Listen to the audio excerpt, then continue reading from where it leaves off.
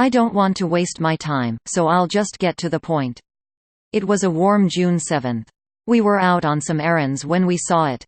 An old abandoned house with a for sale sign. I thought that we could use this house as a backup as we already have trouble paying for our current house. I know, it's a horrible idea. But what choice do we have? Either risk paying overdue or buy a shitty also, very cheap house. Seemed like the smart thing to do.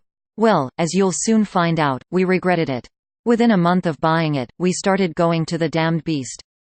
From the second we pushed open the frail, crumbling door, the worst possible smell came billowing from the floorboards. It was like an animal. 100 animals died right in front of us and tore themselves apart. As we searched the area, my roommate Matt said jokingly, "Hey, you never know, Tom.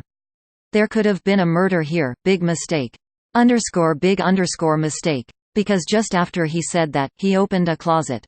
What he was met with smelled worse than the entire fucking house. As he opened it, a swarm of tiny little fuckers flied out and fled. Roaches, flies, and other winged insects made their way out through the chimney. He screamed like a little bitch for about what seemed like an hour. Only it was 3 seconds. Meh, enough to make me deaf in one ear. I smiled and said, "Speak of the devil." He glared at me through his green eyes. We called the cops but they shook their heads.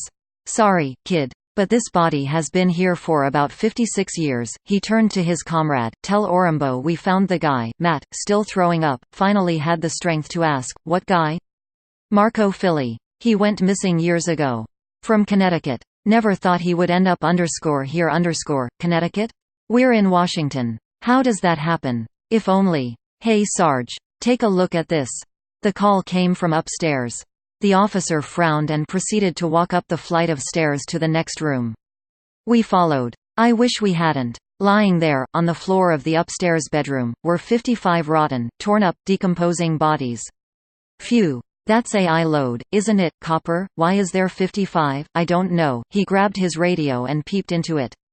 "Madison. Any files on 5543 Arellin Avenue?" We heard a squawk in return. "Let me get that for you." We waited for about 30 seconds. "Sarge, get the fuck out of there." "Why? There's a murderer lurking in that house." The police immediately pulled out their guns. I had no fucking clue what was going on. They searched the house, keeping us in between them as we couldn't be left unguarded. They searched the whole house. We left, and they made us stay at the police station. It wasn't for about 3 days that they got the bastard. He was caught when he tried bringing a butcher knife into the home. Then the police surrounded him. He went through a tunnel and escaped right into the hands of the cops.